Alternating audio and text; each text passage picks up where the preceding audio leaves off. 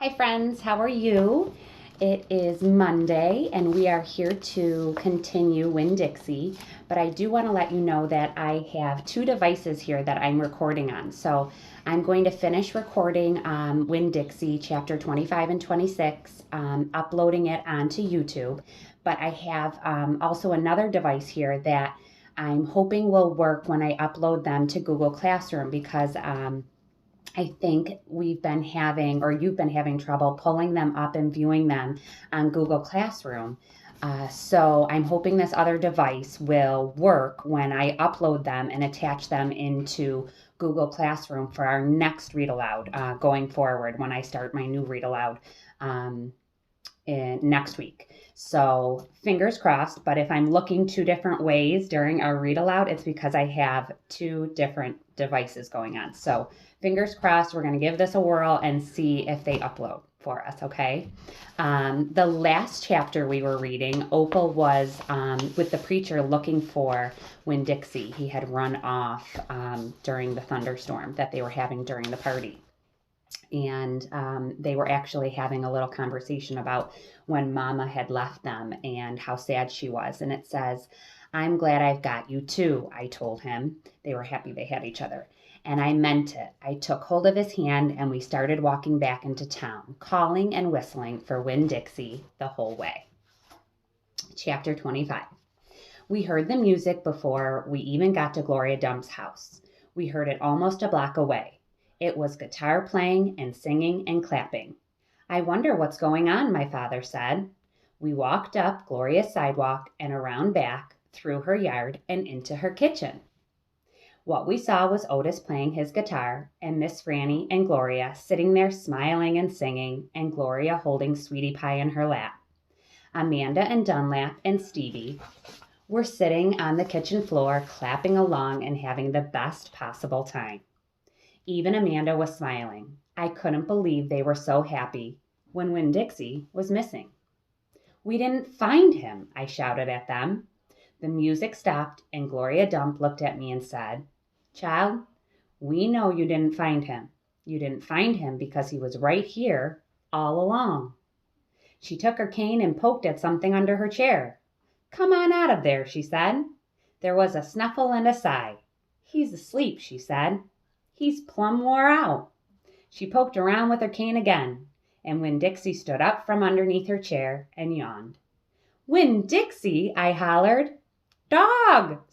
Gertrude squawked. Winn-Dixie wagged his tail and showed me all his teeth and sneezed. I went pushing past everybody. I dropped to the floor and wrapped my arms around him. "Where have you been?" I asked him. He yawned again. "How did you find him?" I asked. "Now there's a story," said Miss Franny. "Gloria, why don't you tell it?" "Well," said Gloria Dump, "we was all sitting around waiting on you two, and after I convinced these Dewberry boys that I ain't no scary witch full of spells and potions—" "She ain't no witch," Stevie said. He shook his bald head. He looked kind of disappointed. "Nah," said Dunlap, "she ain't. If she was, she would have turned us into toads by now," he grinned.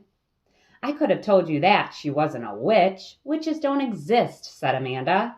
"They are just myths." "All right now," said Gloria.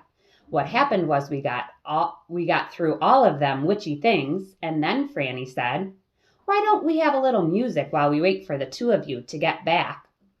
And so Otis played his guitar. And ooh-wee, there ain't a song he don't know. And if you don't know it, he can pick it up right quick if you hum it to him. He has a gift." Gloria stopped and smiled over at Otis, and he smiled back. He looked all lit up from the inside. "Tell what happened," Sweetie Pie said.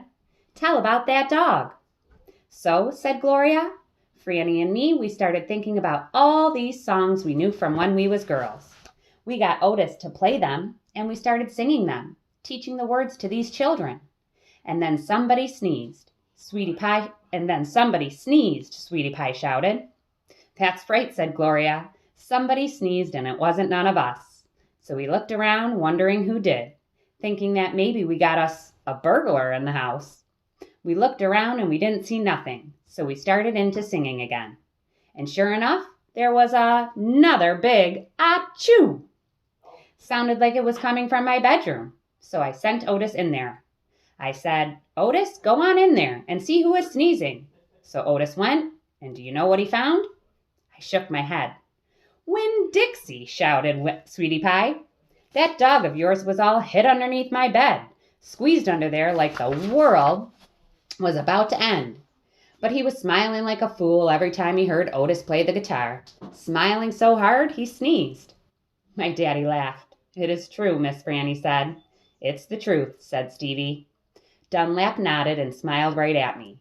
So, Gloria Dump said, Otis played his guitar right to that dog, and a little bit at a time, Winn-Dixie came creeping out from underneath the bed. He was covered in dust, like Amanda.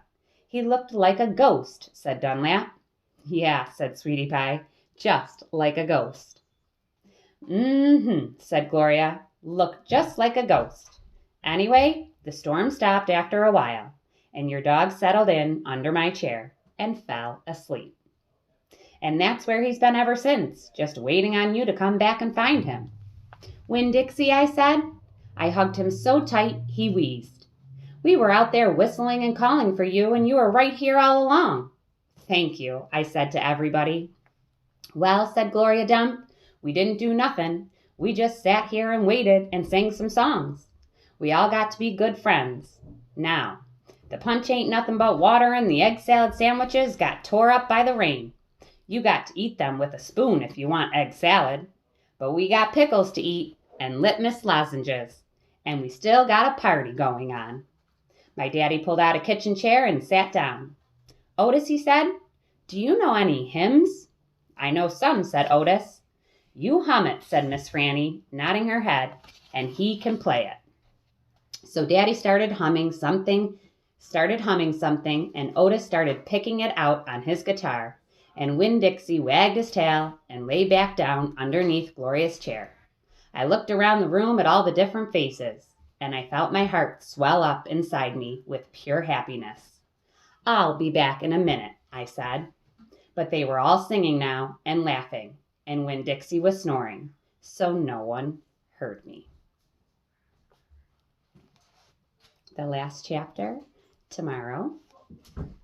I wonder where Opal is on her way to.